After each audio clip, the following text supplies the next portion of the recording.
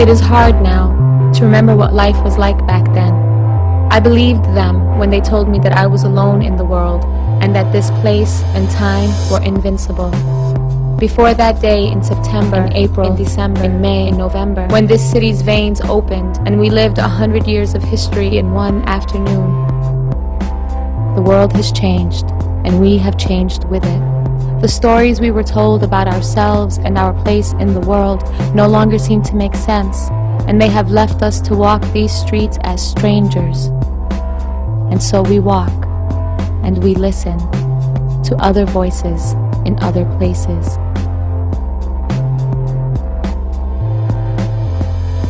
Everywhere today, every aspect of our lives is being violently reorganized. Everywhere there is war. A war without a battlefield, a war without an enemy, a war that is everywhere, 1,000 civil wars, a war without end, the Fourth World War.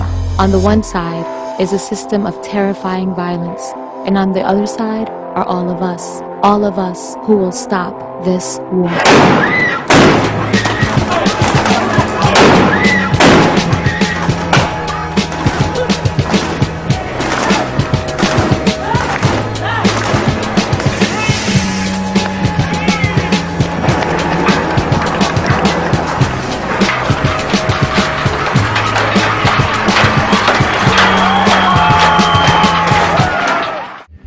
We walked, and in every place the war looked different. In some places it killed with bullets and bombs, and others with hunger and neglect. In some places it worked through global institutions and agencies, and others through local thugs and profiteers.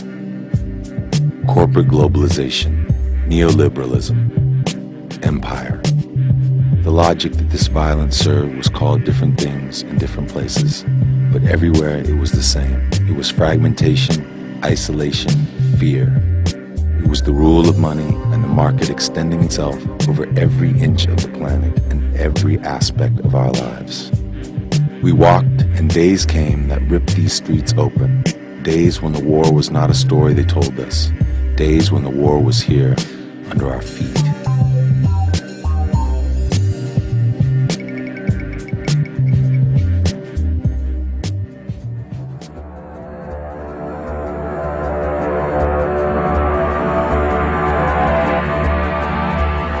This is a new kind of, different kind of totally different from any other. This is a conflict without battlefields or beachheads. This is civilization's fight. Either you are with us, an axis of evil, or you are with the entire world. I have determined that it is in our vital national interest and every necessary to send an additional 30,000 U.S. troops to Afghanistan. And civilians.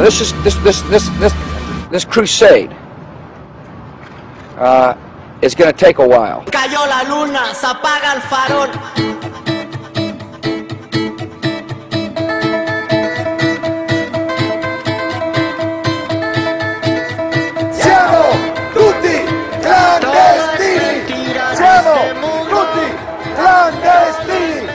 Did you feel it too that day in the streets of Genoa, the hot sun and 200,000 of us? And you took my hand saying, "Welcome home," while we spoke in scraps of English, Spanish, Italian. They ripped you free from the land and history. They built walls around you. They made your life into a lonely compromise and turned you into an accomplice in their violence. But it is a new world, so let us begin again. Make your home here with us in the street. Tonight, they may take these streets back. They may disperse us again. They may even beat and jail our bodies. But then they will have our bodies. They will not have our obedience.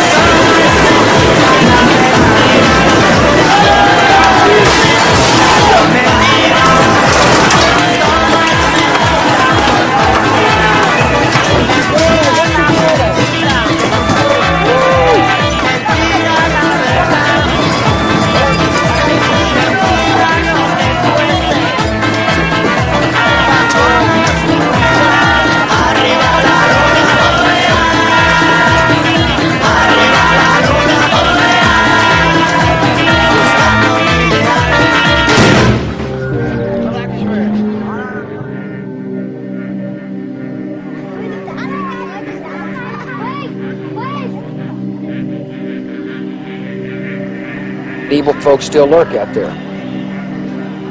Our goal is to defend the American people, to eliminate Iraq's weapons of mass destruction, to secure Iraq's oil fields, liberate the Iraqi people. Liberate the people of Iraq, people whose lives we care about. The day of freedom is drawing near.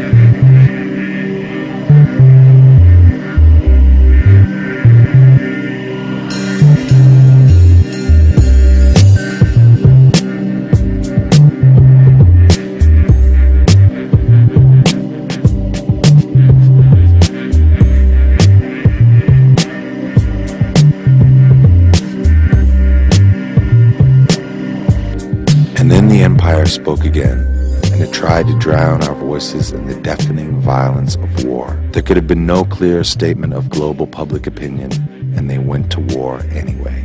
We marched together and rallied and campaigned, and everywhere we felt out the edges of this system. The illusions of stability, economic efficiency, and representative democracy were replaced with crisis, war, and terror, with war as terror.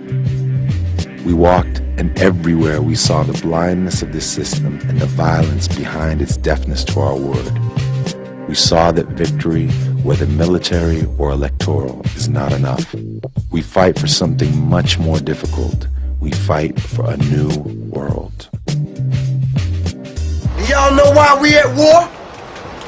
Anybody on this train know why we at war? One of the great goals of this nation's war is to restore public confidence in the airline industry. Fly and enjoy America's great destination spots. Get down to Disney World in Florida. Take your families and enjoy life the way we want it to be enjoyed. They ought to take their kids on vacations. They ought to go to ball games. More people will be going to hotels and restaurants. And tomorrow when you get back to work hard like you always have.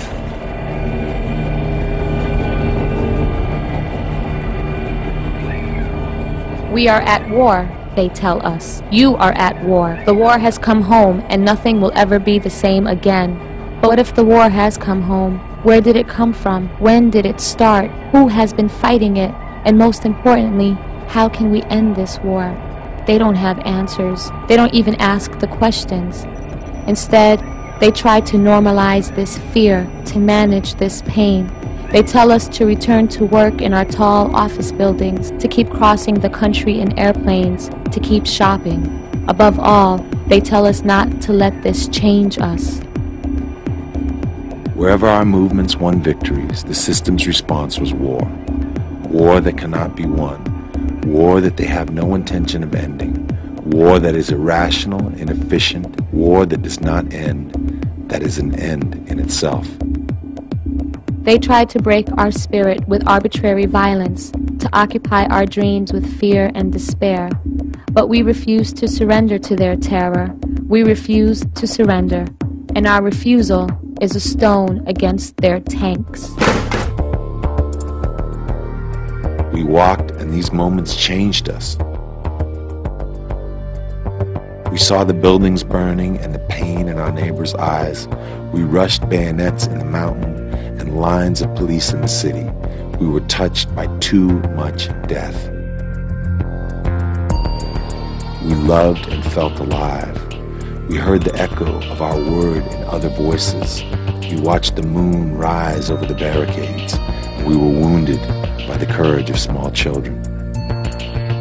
This is not the whole story, or the only story. It is an introduction to some of the people with whom we share this planet. A much greater story remains to be told.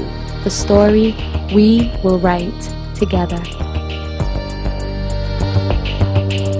Hermanos y hermanas, es la hora de la dignidad, es la hora de ver y vernos, sin vergüenza ni temor. Es la hora de luchar. Abran pues su corazón nuestros guerreros. Prepara tus pies que te dimos. Abre los ojos y el oído atento que somos. Vuelve a ser de nosotros la palabra.